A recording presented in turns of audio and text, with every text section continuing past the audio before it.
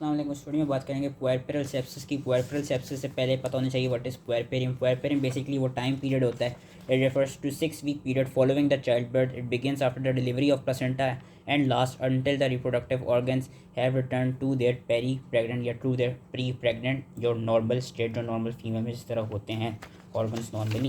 तो पुएरपेरल सेप्सिस क्या हुआ कि इस टाइम के पीरियड के दौरान जो भी इन्फेक्शन अगर होगा, जेनिटल ट्रैक्ट का infection following the delivery, that is known as puerperal sepsis. क्या रिस्क फैक्टर होते हैं कि कोई एंटीनेटल इंट्रायूट्राइन इन्फेक्शन हुआ, सी सेक्शन हुआ, प्रोलॉन्ग लेबर हुआ, मल्टीपल पेल्विक एग्जामिनेशंस कराई गई हो, या इंटरनल फीटल मॉनिटरिंग की गई हो यूजिंग इंस्ट्रूमेंट्स जिसकी वजह से, या यूजिंग सम डिवाइसेस जिसकी वजह से इन्फेक्शन हो जाए। साइन एंड सिम्टम्स क्या होते हैं? सिम्टम्स जो नॉर्मल सिम्टम्स होते हैं किसी भी इन्फेक्शन के, मेले, headache, fever, rigors, abdominal discomfort, diarrhoea, vomiting, offensive lochia इसके आफ्टर बर्थ जो एक यूट्राइन डिस्चार्ज निकलता रहता है वो ऑफेंसिव होगा। And secondary postmortem haemorrhage. Signs क्या हो सकते हैं? Fever, pyrexia, tachycardia, increase heart rate, uterus boggy होगा, टेंडर होगा, लार्जर होगा, वुंड्स इन्फेक्टेड होंगे।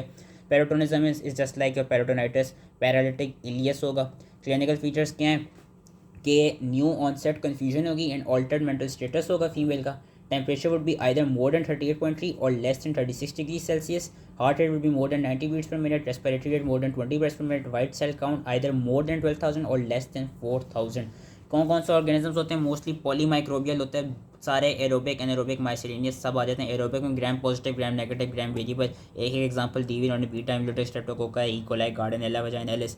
एनारोब में पेप्टोकोकस, पेप्टोस्ट्रेप्टोकोकस, बैक्टीरियोट्स, मैंने बैक्टीरियोट्स याद किया हुआ है। माइसेलिनियस में chlamydia, mycoplasma, urea plasma.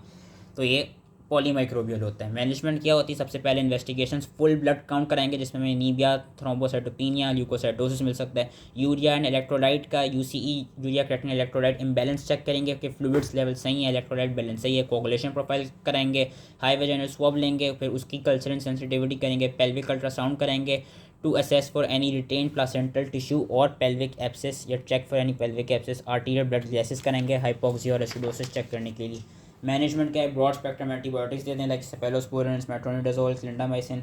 Severe infection के केस में इंट्रावीनस फ्लूइड्स, ब्रॉड स्पेक्ट्रम और IV antibiotics and drainage of pelvic abscess.